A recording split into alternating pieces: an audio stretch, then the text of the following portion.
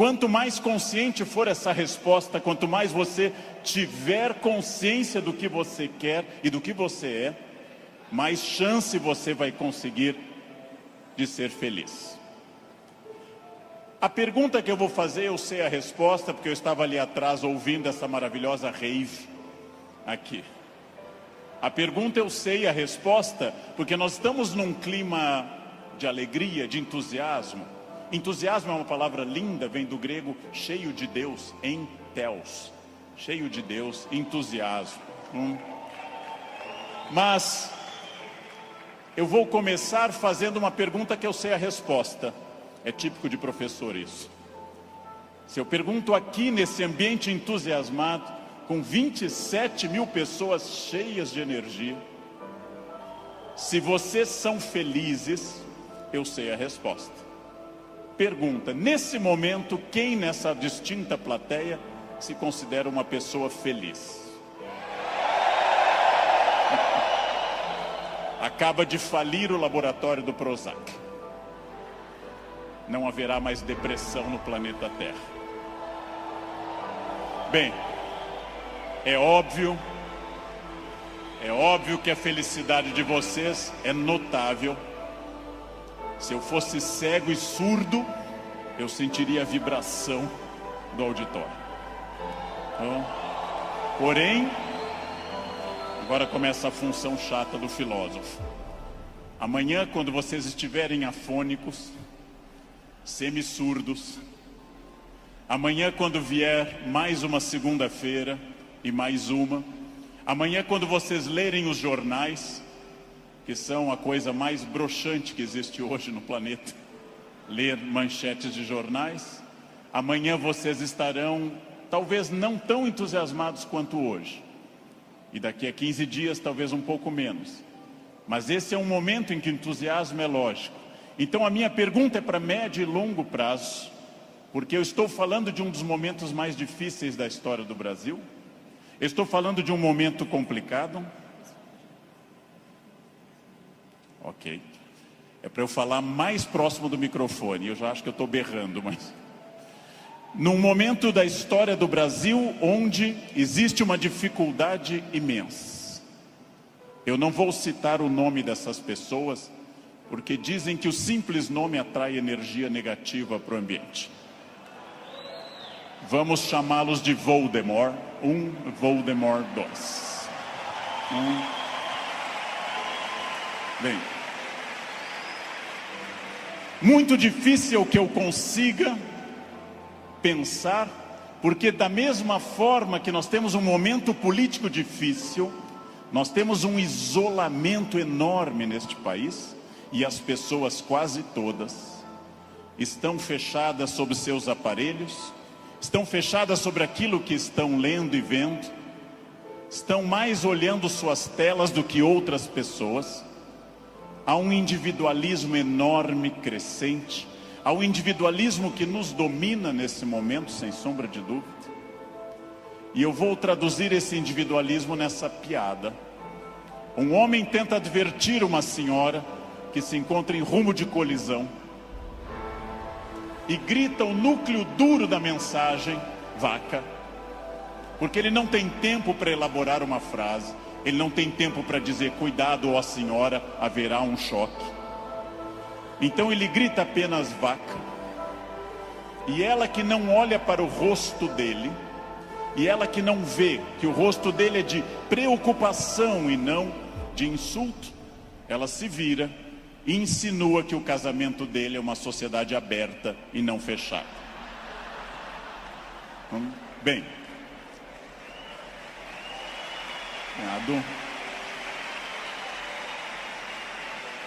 primeiro problema e primeiro conselho que eu dou a vocês, para que vocês reflitam, aceitem ou rejeitem como desejarem. Primeiro conselho importante: olhem para o rosto das pessoas. Olhem para o rosto dos clientes, olhem para o rosto de quem está comprando, porque o rosto humano é um livro poderoso que traduz tudo. O rosto humano lhe diz, eu estou adorando, eu estou detestando, eu estou entediado, eu estou entusiasmado. Comecem a olhar para o rosto, Comecem a mandar menos emojis e emoticons pelo celular e comecem mais a olhar para o rosto humano, que traduz tudo o que você precisa saber. Chego a sugerir ousadamente que vocês olhem para o rosto das pessoas da própria família, que conversem com maridos e mulheres. Olha a minha ousadia. Que olhem para essas pessoas. Que vocês passem a avaliar valores, emoções, sentimentos. Que vocês passem a pensar claramente em cada indivíduo único. Essa é uma das grandes chaves do sucesso. Eu tinha um erro, eu tinha um defeito como profissional. Há alguns anos eu entrava num grande evento como esse pensando o seguinte: acabei de chegar de Foz do Iguaçu, dei palestra lá. Amanhã eu tenho que estar cedo em São Paulo, depois eu vou para a Bahia. Depois eu tenho que voltar correndo da Bahia, porque eu tenho aula na terça-feira de manhã cedo em Campinas. E eu vivia no compromisso seguinte. Eu vivia no momento seguinte. Isso é um defeito. Vivam no momento que vocês estão. Ao entrarem para conversar com alguém, ao tentar uma venda, ao ler um livro, ao namorar, ao conversar com seu filho, ao fazer qualquer coisa importante na sua vida, entre inteiramente naquilo. Não fique pensando o que vem depois. Faça daquela experiência única e que a pessoa que está com você não entenda e não sinta, em hipótese alguma, que ela é um obstáculo ao seu horário, que ela é um obstáculo à sua realização. Entreguem-se a isso. Quais são os meus valores? De novo, parece uma pergunta estranha, mas é uma das perguntas mais importantes que nós temos. Qual é o seu valor? Qual é o seu valor principal? Qual o seu valor auxiliar? O que faz você se emocionar? O que move seu coração? O que impulsiona seu despertar? Quais as ideias que você tem mais fortes pela manhã? O que você dorme pensando em quem? Estes são seus valores. Decidiu que seus valores são família, dinheiro, um equilíbrio entre os dois? Decidiu que seus valores são viagens, família, dinheiro, um equilíbrio entre os três? Perfeito. Definido o valor, procure este valor obsessivamente, sem cessar em nenhum momento. Há mais de 40 anos, quando eu estava estudando línguas inclusive, eu ouvi várias pessoas dizendo sempre que era muito esforço. Quando eu fiz a faculdade, evitei excesso de festas, evitei maconha, o que num curso de humanas na USP é um isolamento muito grande. Não pegava ninguém. Evitei coisas, foquei no que eu queria. Eu estou aqui para estudar. Eu estou aqui para estudar muito. Depois continuei estudando e fiz mestrado e doutorado, fui morar fora, aprendi línguas e sempre mirando no meu valor. Meu valor é ser um profissional de excelência. E não apenas excelência média, de grande excelência. Então, eu mirei desde o início, eu mirei na ideia que eu quero ser Alexandre o Grande, não Alexandre o Médio, nem o Pequeno. Não quero ser médio, não quero ser a pessoa legalzinha. Por incrível que pareça, e até vaidoso que possa parecer a vocês, mas isso foi um lema de vida. Desde muito cedo eu disse: eu quero ser, se não o melhor, um dos melhores professores do Brasil. Um valor alto, vaidoso. Só que eu aprendi que mirando alto, às vezes a gente consegue um pouco menos. Se você mirar baixo, você consegue ainda menos. Mire alto. Não tente ser o melhor vendedor do condomínio, é muito pouco. Não tente ser a melhor pessoa da rua, é muito pouco. Mirem alto. Mirem alto e busquem isso. Eu quero ser o melhor vendedor do Brasil. Simplesmente isso. Se alguém acha que não pode, ache os instrumentos para poder.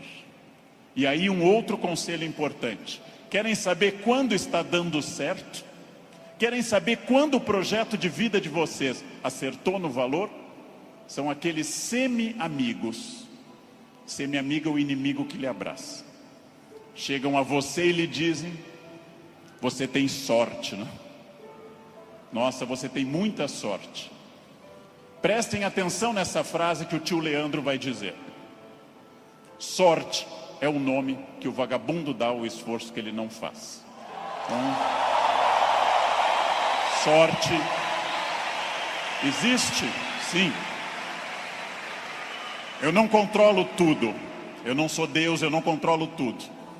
Por vezes eu estou em Congonhas, o avião tenta aterrissar e arremete. É para testar a força do esfíncter de vocês. Eu não controlo tudo, mas aquilo que eu controlo, e é bastante, eu sou sócio majoritário da minha existência, e para isso eu preciso de equilíbrio. Equilíbrio é fácil perceber quando está faltando. Se vocês não trabalharem, perderão a família. Se vocês só trabalharem, perderão a família também. Equilíbrio é um diálogo constante. Estou cuidando do meu corpo é funcional, o corpo tem que ser funcional. Eu tenho que sair do sofá sem auxílio de muitas pessoas. Eu tenho que ser capaz de subir uma escada sem tenda de oxigênio. O corpo tem que ser funcional até a idade que ele é funcional. Ou seja, equilíbrio é aquilo que nós estamos em plena crise. Estamos em plena crise. Só que há pessoas neste ano de crise que perderam. Outras se mantiveram e outras prosperaram. Então não é a crise que faz diferença, é a sua reação diante dela. A crise veio para todos os 206 milhões de brasileiros. Há pessoas que afundaram, há pessoas que mantiveram o que tinham, e há pessoas que hoje estão melhores do que estavam há algum tempo. É claro que hoje, no momento da crise, eu vou dar uma pista histórica importante. O que é crise? É quando eu tenho muitas perspectivas diante de mim. Só que a crise é aquilo que separa o amador do profissional. Todo mundo sabe dirigir numa boa estrada em dia de sol. Pouquíssimas pessoas sabem dirigir numa estrada com chuva à noite esburacada. A crise separa quem é bom de quem é ruim, o amador do profissional de quem veio o mundo a trabalho ou a passeio.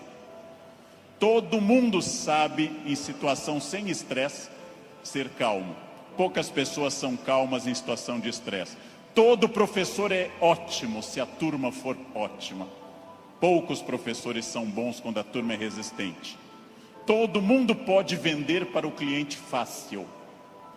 Pouca gente pode vender para o cliente difícil.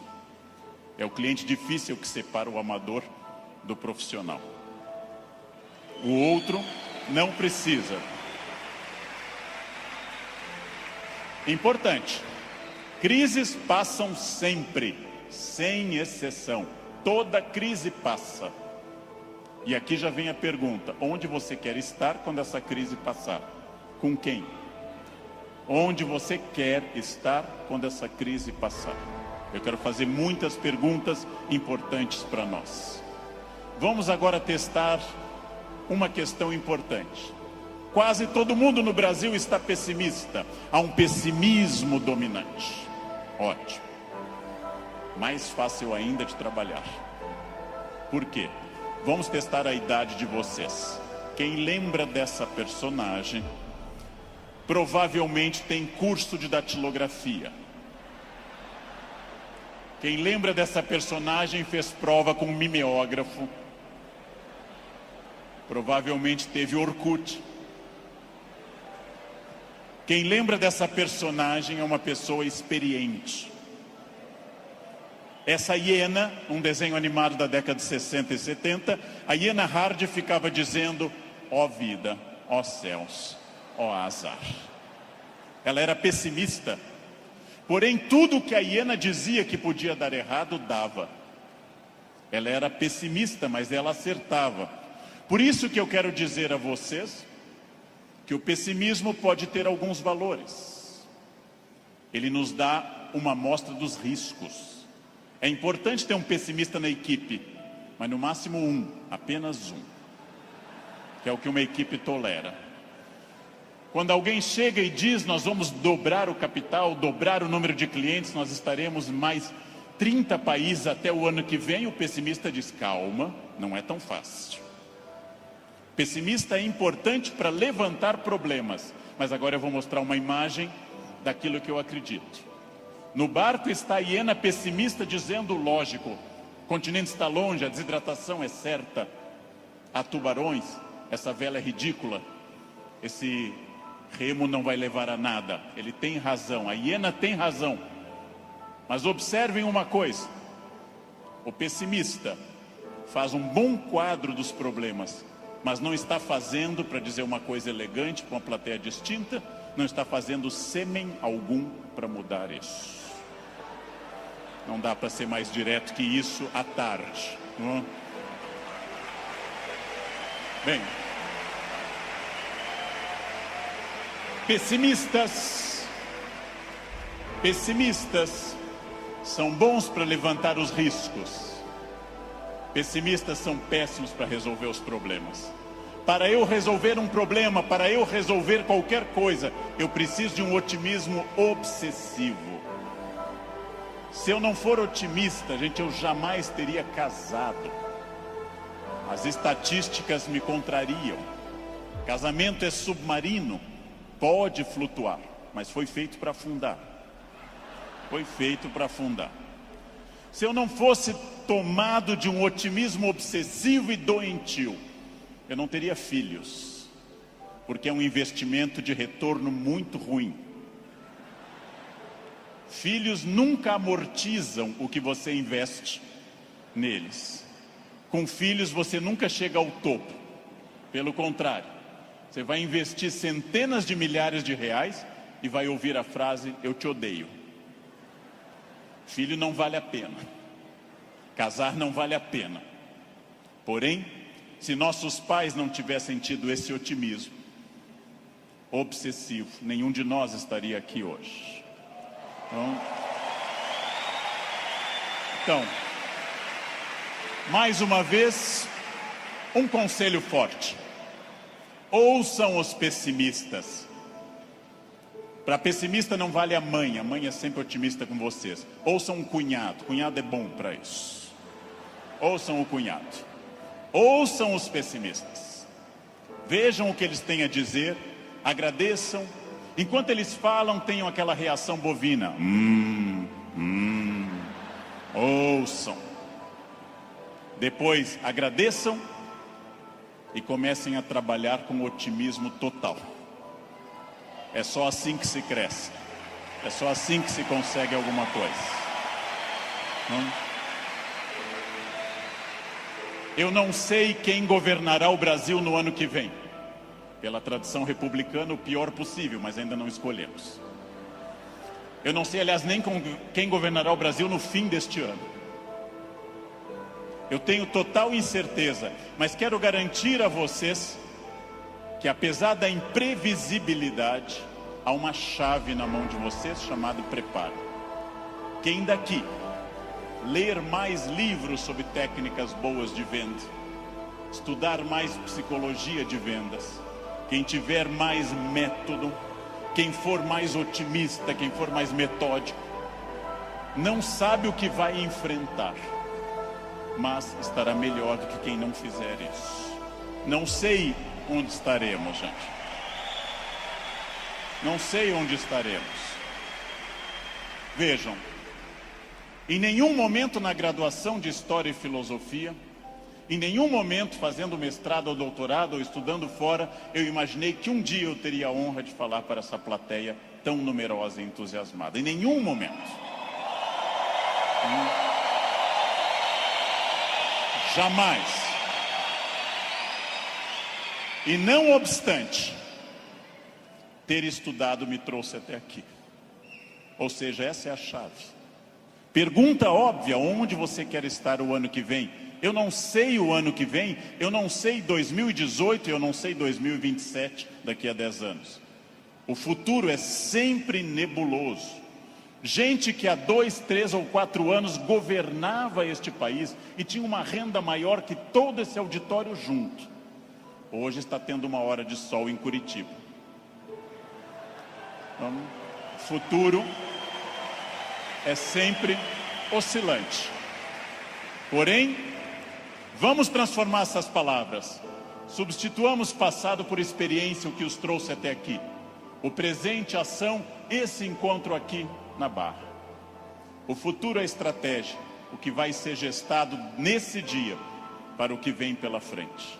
Se vocês pensarem em futuro como estratégia, entenderão que sim, o futuro é absolutamente imprevisível. Mas quanto mais estratégia eu tiver, mais eu vou controlar. A chuva vai vir para todos. Quem souber nadar melhor vai sobreviver. Esse é um dado óbvio. Bem, mas eu erro bastante. Eu, Leandro, sou hoje melhor professor, porque já errei bastante. Eu, Leandro, erro. Errar é humano. Lembrem que no nosso mito fundacional judaico-cristão, a primeira empresa do mundo chamou-se Éden, e o proprietário selecionou 2 funcionários, dali mesmo, não fez seleção externa, criou ali dentro do Éden mesmo. Deu apenas uma regra, fez uma semana de compliance e deu apenas uma regra. Só não pode comer uma fruta, o resto tudo pode. Foram lá e comeram. Foram demitidos por justa causa. Foram para o mundo, tiveram 2 filhos. Um matou o outro, Caim matou Abel. Primeira família do mundo, a mais próxima de Deus. 2 infratores, um assassino e um cadáver. Essa é a primeira família do mundo. Uma família que tinha tudo para dar certo, gente. Não tinha sogra, não tinha nora e não tinha genro. Uma família perfeita. E deu errado. Pergunta. Nós somos filhos deles. Errar é humano. Significa que todos que estão aqui, com exceção dos mentirosos, já erraram. Só os mentirosos nunca erraram, porque são mentirosos e dizem que nunca erraram. Faz uma coisa que eu treino há mais de 50 anos diariamente. Eu treino andar. Faz mais de 50 anos que eu treino diariamente e eu tropeço. Erro é um recado. Erro é um recado enviado para dizer que você pode mudar de estratégia, tem que aprender, tem que ter cuidado. Erro é fundamental. Errou, não conseguiu, não atingiu meta, falhou, ótimo. Se você aprender, você será melhor. Se não, será só um chorão. Aprenda. Aprenda com o erro, gente. Aprenda com o erro. Erro lhe tira da zona de conforto. O que é a zona de conforto? É aquilo que me deixa satisfeito, feliz. Zona de conforto é aquilo que estraga o meu desafio. Ostra feliz, diz Rubem Alves, ostra feliz não desenvolve pérola. A pérola é a resposta da ostra a isso. Por que a ostra faz uma pérola? Porque um grão de areia a incomoda e ela reveste uma madrepérola. Sem isso a ostra não produziria pérola. Zona de conforto é aquilo que lhe deixa repetindo. Eu caso, e caso como todo mundo com entusiasmo, querendo cuidar muito, fazendo muito afago e afeto, e vou ficando mais confortável no casamento, passo a ficar mais tempo no sofá, passo a usar moletom, passo a beijar minha esposa na testa, sinal claro de declínio erótico. Passo a chamar minha esposa de mãe, que é para não ter nada sexual mais, porque com a mãe ninguém tem nada. Perco a atenção na roupa de baixo, e ela, ao invés daquelas lingeries lindas, de seda e renda, vermelha e preta, passa a usar bege, de algodão, lavadas com sabonete no box, dia após dia. E assim os dias vão se sucedendo, e finalmente chegamos ao ponto mais baixo da relação. Os dois passam a usar croque. Acabou. Acabou. Não há sexo com Crocs, jamais. Bem, salvo se alguém aqui está de Crocs, é exceção do que eu estou dizendo. Fica muito bem em você. Fica muito bem. O que acontece com a zona de conforto? Eu passo a não querer fazer mais coisas certas nem com entusiasmo. Eu passo a achar que está bom estar no aquário lotado porque é conhecido. E eu não busco um aquário mais desafiador e maior. Tudo o que te agrada te engana. Tudo o que te seduz e te deixa confortável te conduz à mediocridade. Quanto mais você tiver desafios, mais você vai responder a esses desafios. Zona de conforto é muito curiosa, porque ela significa o fim da luta. Saiam da zona de conforto. Pensem seriamente que tudo está em mudança, tudo está envelhecendo, tudo está passando, tudo aquilo que não está se expandindo está encolhendo. Tudo aquilo que não está melhorando está piorando. Isso é a realidade do mundo. Se você não mudar o seu negócio, alguém mais jovem e mais dinâmico vai mudar. Nesse momento, alguém está tendo uma ideia de vendas melhor que a sua. Isto significa que quem se dedica a ser um profissional precisa permanentemente levar em conta essa frase: mudar é difícil, me ensinaram os norte-americanos. Mudar é difícil, não mudar é fatal. Mudar é difícil, não mudar é fatal. Isso é fundamental, gente. Tem duas opções: enfrentar a mudança, enfrentar o desafio e pensar: esse ano eu consegui isso, que bom, e agora? Ah, mas eu já falo inglês. Ótimo. Qual o passo seguinte? Eu já consegui a minha casa, perfeito. Era esse o seu objetivo material? Qual é o passo seguinte nos outros objetivos? Não mudar é fatal. Protagonismo é quando eu entendo que a minha vida não mudou por causa dos astros. Não mudou porque Mercúrio estava retrógrado. Não mudou porque Saturno está sob meu signo. Mudou porque eu agi. Mudou porque eu fiz alguma coisa. Protagonismo é isso. Não é fácil tomar essa decisão. Não é fácil olhar além do horizonte e perder essa ação reativa de quem simplesmente acha está faltando isso, está faltando aquilo. Não é fácil. Não é fácil essa transformação. A visão além do horizonte pressupõe racionalidade, pressupõe previsão. E eu venho de um país que eu amo tanto, este Brasil, apaixonadamente, um país que não gosta de ser estratégico. Todos os dias eu pego avião, gente, todos os dias, como hoje de manhã, como agora à tarde. Todos os dias eu enfrento raios-x e pessoas que passam, aí tem o celular no bolso e voltam. E eu atrás dessa pessoa envelhecendo. E a pessoa passa de novo, as moedas, e volta. Ah, é a botinha cafona com taxinhas, volta. Depois de 10 vezes a pessoa passa, sem nenhuma estratégia. Chega à porta do Finger, a funcionária pede o documento e começa a procurar na bolsa ou na mochila o documento. Naquele momento, o meu já está em ângulo para mostrar para o funcionário. Essa pessoa acha o documento, entra no avião, vai até a metade. E aí, olha o seu ticket, 2A. E começa a voltar, contrariando a piracema que está indo para o fundo do avião. Estratégia é a capacidade de se antecipar à necessidade. Estratégia é estar pensando o seguinte: está dando certo a minha estratégia nesse momento? Ótimo. Está dando certo, já é passado.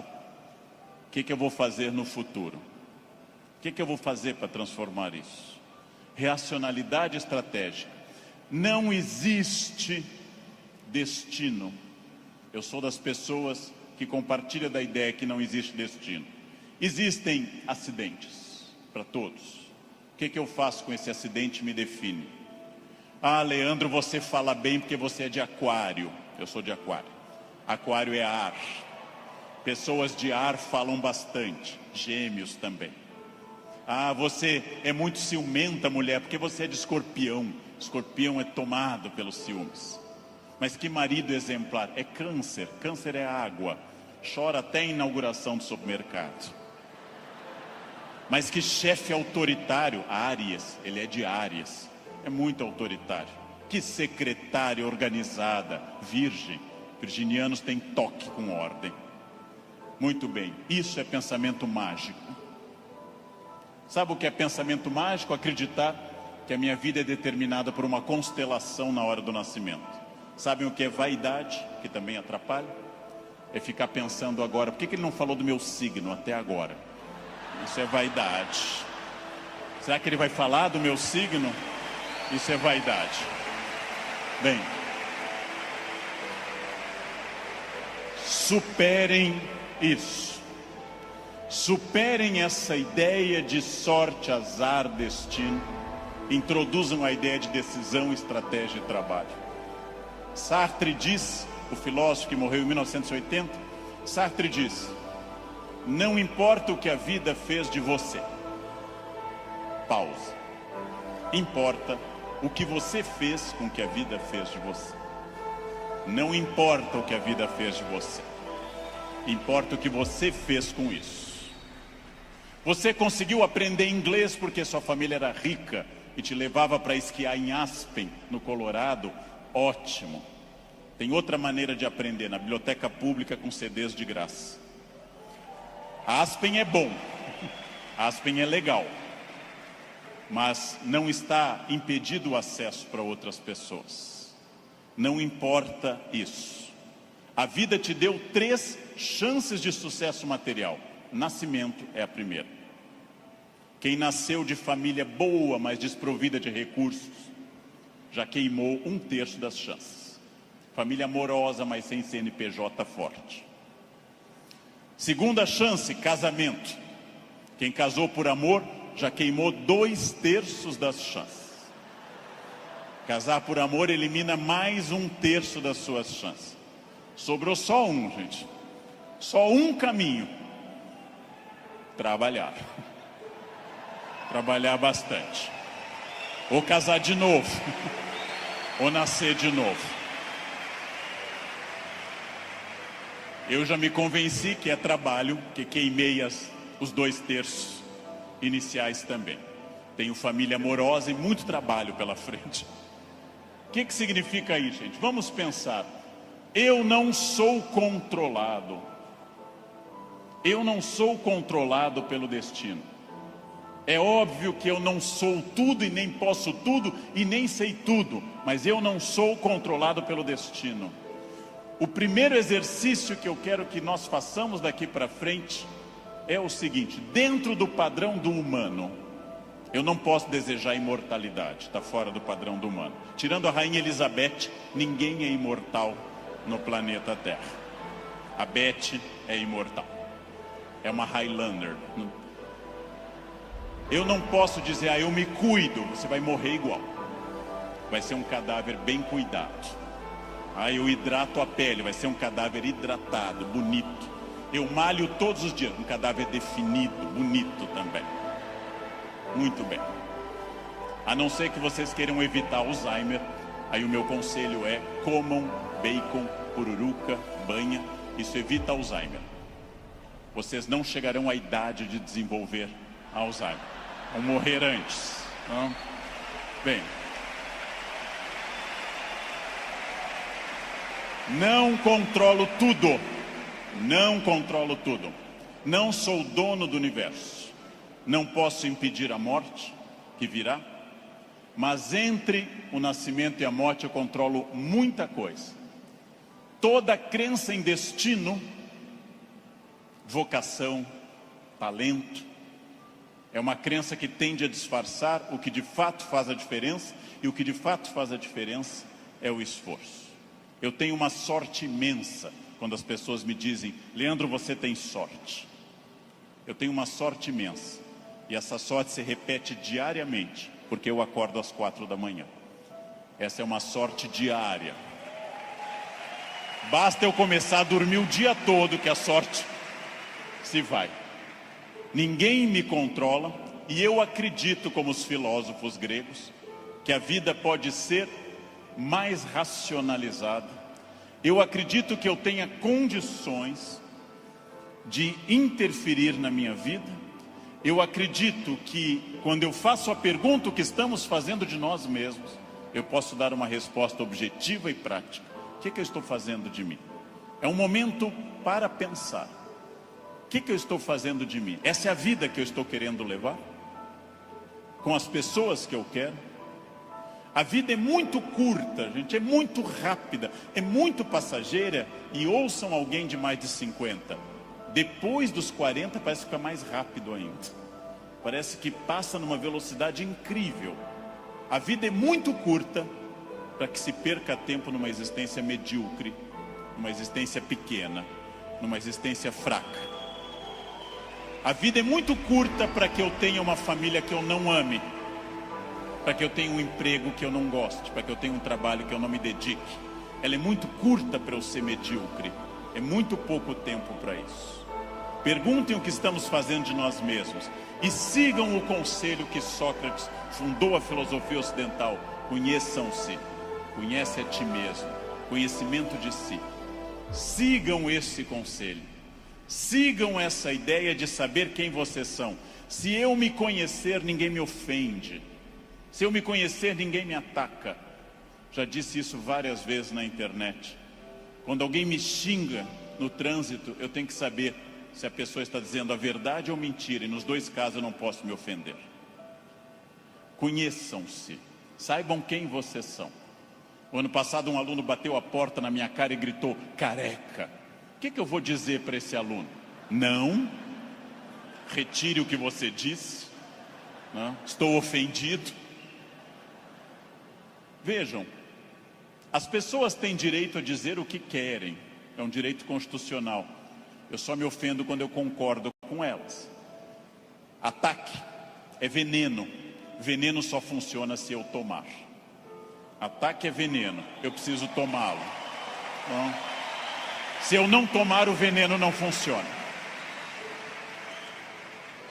Já ouvi no trânsito de São Paulo e gravei um programa sobre isso uma vez, um café filosófico. Alguém me gritou, insinuando que minha mãe exercia atividade erótica remunerada. Examino a biografia de minha mãe, hoje com 80 anos. Na juventude ela está sempre com o rosto fechado nas fotos, como era próprio daquela época, nunca sorrindo. Era obviamente uma mulher fiel, sempre triste, fechada, uma mulher de um homem só. Não ria, não tinha aquela pele brilhante da mulher que não é tão dedicada. No passado por virtude, no presente por falta de mercado, minha mãe não é uma prostituta. Então eu não me ofendo. Mas se ela fosse, e não é crime no Brasil ser, eu teria que dizer à pessoa, você conheceu mamãe? Você ia lá em casa? Não? Também não teria que me ofender. Segundo xingamento mais comum e mais estranho, diz respeito à orientação sexual, que é mais estranho ainda, já que orientação sexual não é xingamento, mas é uma característica de cada pessoa. Alguém insinua que eu seja de uma orientação sexual específica. Eu observo e penso, tenho 54 anos, é uma idade boa para você já saber seus orifícios preferidos. É uma idade que, grosso modo, você já sabe mais ou menos o que você gosta. E não haveria problema nenhum em gostar de outra coisa. Então eu digo, você está enganado. Seguindo o velho conselho do Rio Grande do Sul, onde eu nasci, por onde sai o feijão, não entra mandioca. Bem, mas e se fosse? E se fosse, sem problema algum, eu diria a essa pessoa também, você me conhece?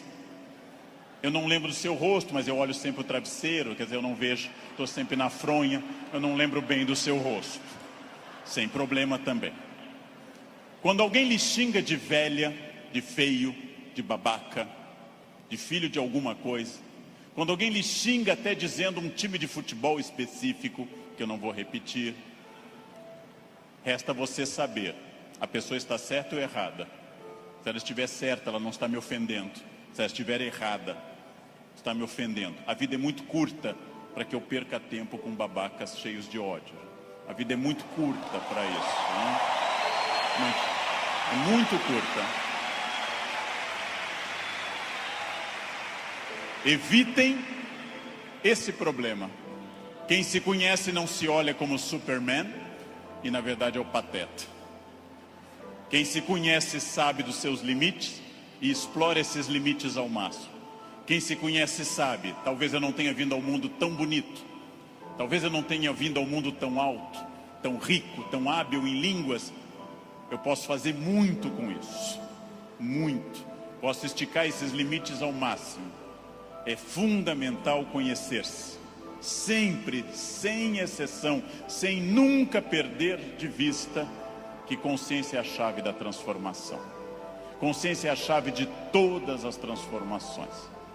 Respostas claras, objetivas para a pergunta que eu fiz no início. O que eu quero? Onde isso vai me levar? Quem sou eu? Isso me torna ou não feliz? Consciência. Controlar a vaidade. O principal elemento de descontrole de uma vida. Trabalhei para homens muito importantes nesse país. Trabalhei com pessoas fundamentais deste país. E quase todos com o mesmo pecado. O pecado da vaidade. O pecado fundacional da humanidade, o de Lúcifer. O pecado de se achar mais do que é. E de achar que os outros concordam com isso. Mire em ser mais do que você é. Mas saiba exatamente quem você é. Para que o mundo não precise lembrá-lo disso com frequência. É melhor que qualquer pessoa, cobramos mais o corpo com roupas e alguém diga, nossa, você está muito bem, poderia deixar mais alguma coisa à mostra, do que alguém que diga, vai colocar uma burca, meu filho, tá demais. Quer dizer, esperem, saibam quem vocês são. Saibam quais as lutas que valem a pena. Por quê? Porque a vida oferece algumas lutas muito boas. Família é uma delas. Luta contra o racismo é uma luta muito boa. Dedico parte da minha vida a isso. Luta contra a violência sobre as crianças, luta contra a pedofilia é muito boa. Essas lutas são boas, merecem toda a nossa energia, merecem todo o nosso empenho, talvez até a vida. As outras, não. Não. Escolham a luta, gente. Escolham as lutas. Não é boa luta o trânsito. Não é boa luta. É ridículo brigar no trânsito. A pessoa pode estar simplesmente louca, drogada ou armada. Não lutem no trânsito. Não percam um projeto de vida por causa de um louco. Não lutem em família, dentro da família. Família é como herpes, volta sempre. Volta sempre, gente.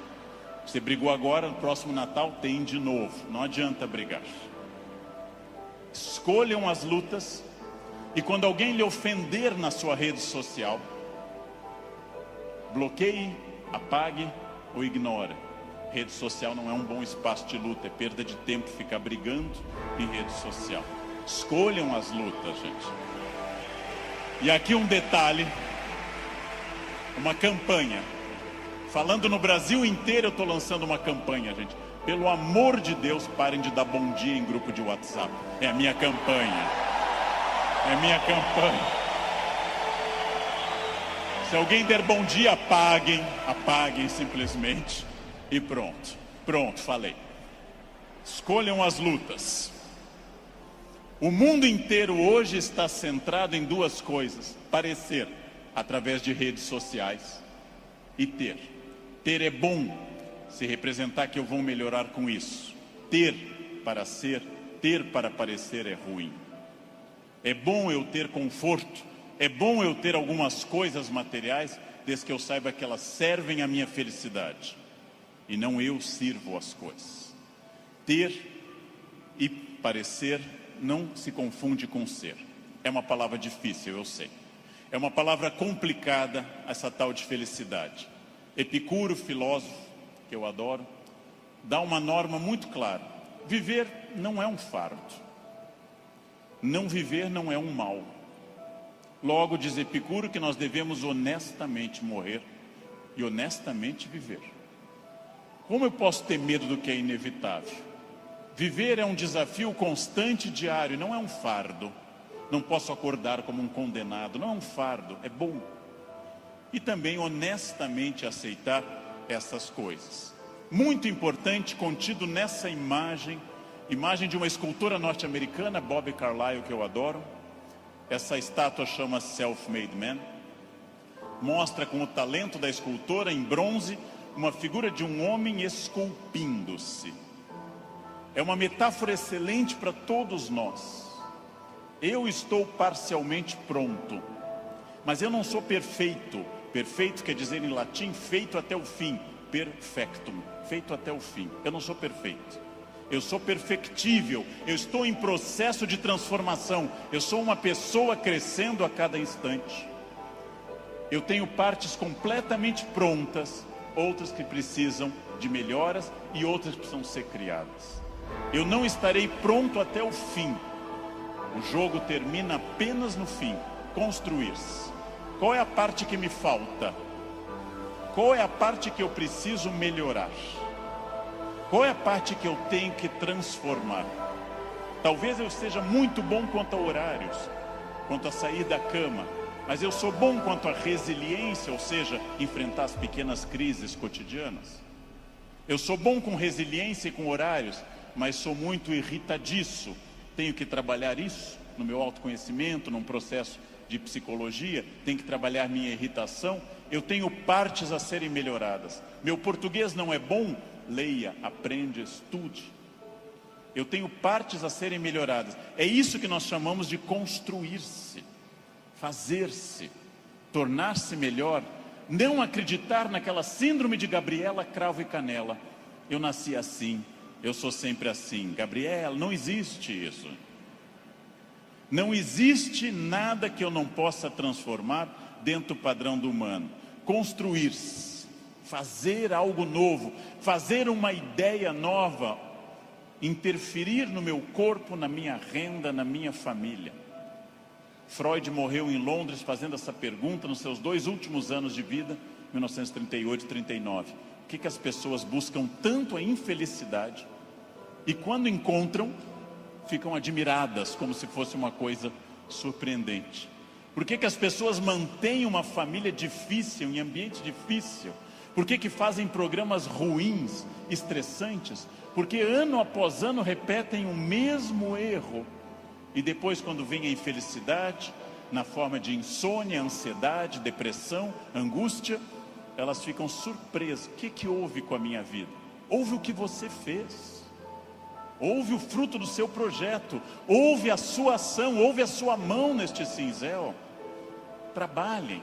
Uns têm que trabalhar mais. Uns precisam um esforço maior.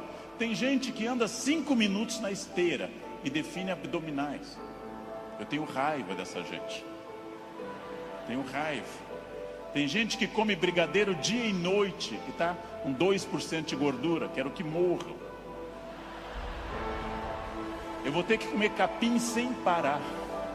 Vou ter que correr daqui até o Recreio dos Bandeirantes e voltar fazendo num pé só para perder 100 gramas em 2 meses. Não é fácil.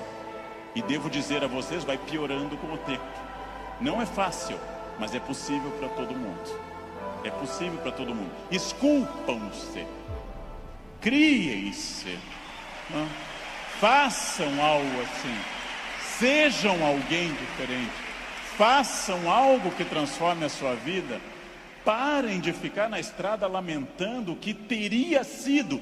Tirem o futuro do pretérito da cabeça de vocês. O que teria sido não tem importância. Só tem importância o que é e o que será.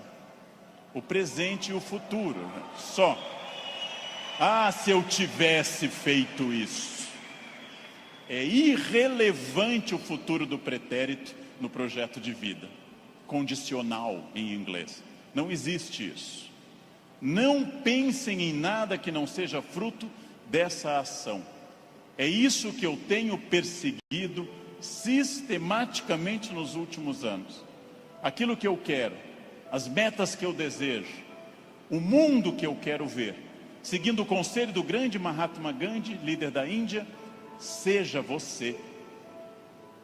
o mundo que você deseja ver, ou seja, anuncie em você o mundo que você deseja ver. Como eu quero um mundo mais ecológico, eu vou reciclar lixo em casa. Como eu quero um mundo mais humano e mais educado, eu serei mais humano. Como eu quero um trânsito mais cidadão, eu serei um melhor motorista. Como eu quero combater a violência entre as pessoas, eu serei menos violento. Eu sou a transformação que eu quero ver no mundo. Parem de se espelhar no mundo, construam essas coisas, digam a si mesmos onde querem estar, com quem, com qual corpo, com qual renda, em qual casa, e persigam esse objetivo. Persigam esse objetivo. Pronto, simples. Num livro que eu acabei de ler, conta o autor que o grande pianista deu um concerto aqui no Rio, Arthur Moreira Lima, que eu admiro muito, tocou maravilhosamente Chopin, e ao final uma senhora simpática chegou e disse a Arthur Moreira Lima: nossa, eu daria minha vida para tocar como o senhor toca. Ele respondeu: eu dei a minha. Essa é a chave. Eu dei a minha. Eu dei a minha vida significa eu fiz todo o esforço para isso.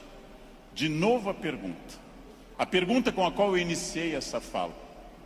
Você é feliz? Esse grupo respondeu com entusiasmo que era feliz. Perfeito.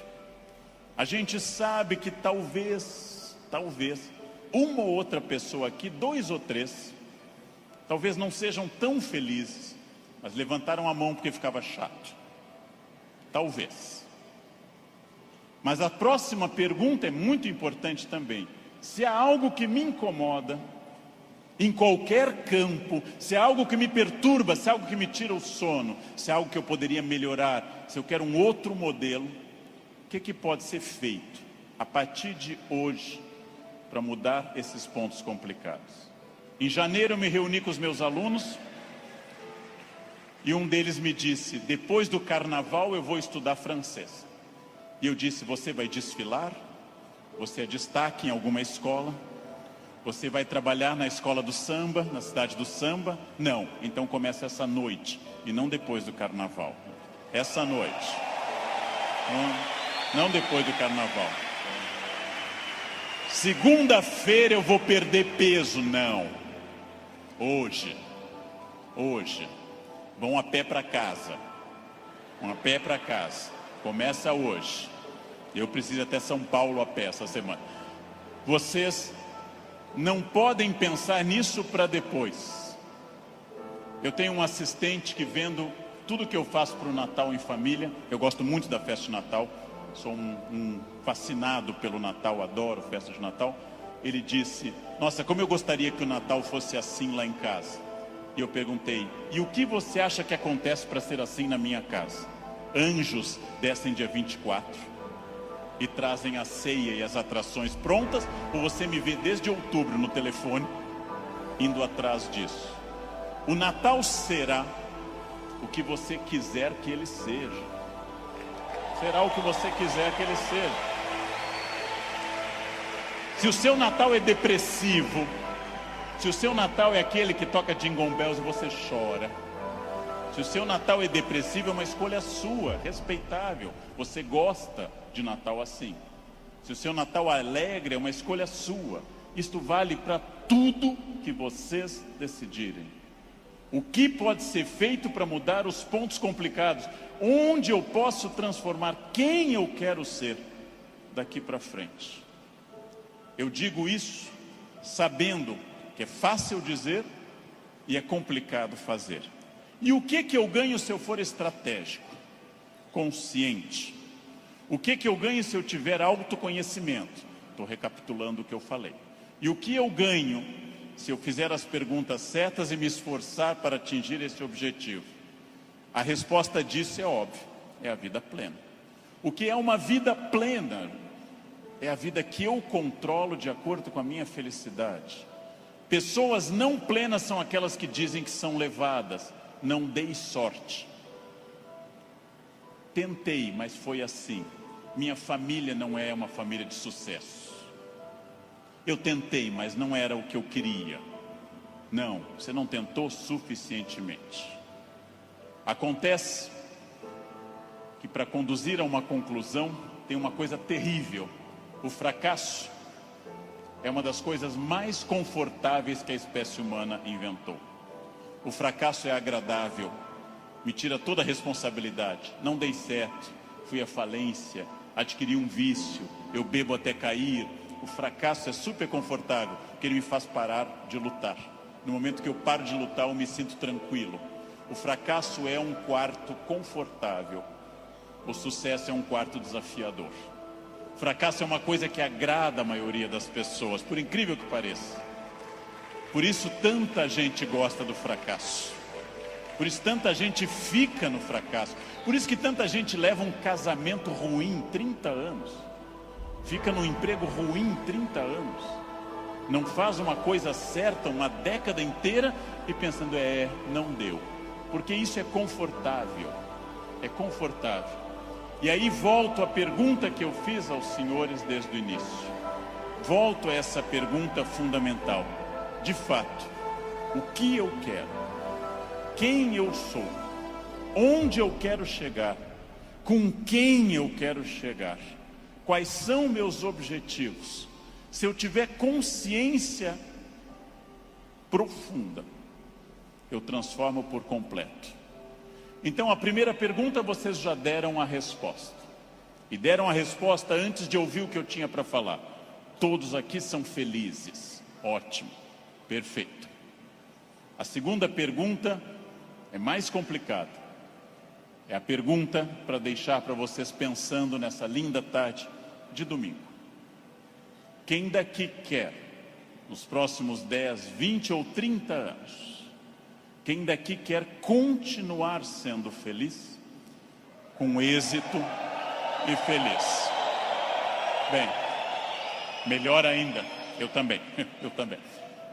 Melhor ainda, agora vai começar o primeiro dia do resto da vida de vocês. Agora começa a parte mais importante. Esqueçam o que passou. Esqueçam o passado. Esqueçam tudo que veio até aqui. Reinvente-se, reconstrua, faça dessa vida um espaço completamente diferente. Fácil, sua vida vai continuar sendo muito feliz. Não se acostume ao fracasso, acostume-se à felicidade, desafiem-se, sejam melhores. A vida só vale a pena se ela for intensamente vivida, intensamente aproveitada dentro desses objetivos. Por que que eu sei isso? Porque é o que eu faço aqui hoje, inclusive. Então, muito obrigado pela atenção de vocês. Muito obrigado. Obrigado. Muito obrigado.